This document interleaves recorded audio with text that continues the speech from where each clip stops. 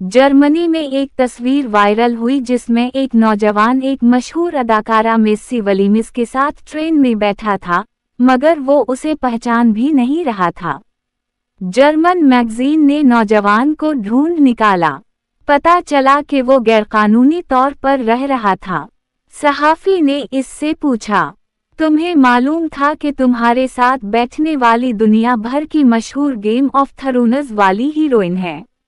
लोग इसके साथ सेल्फी लेने के लिए मरे जाते हैं, मगर तुमने कोई रिएक्शन नहीं दिया, क्यों?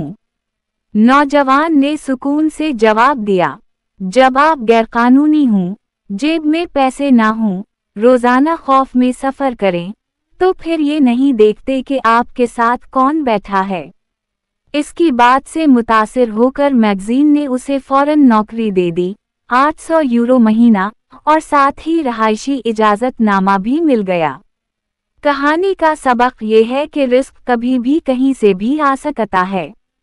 खुद पर, अपनी मेहनत पर और अपने अल्लाह पर भरोसा रखें, एक दिन ज़रूर अच्छा वक्त आता है।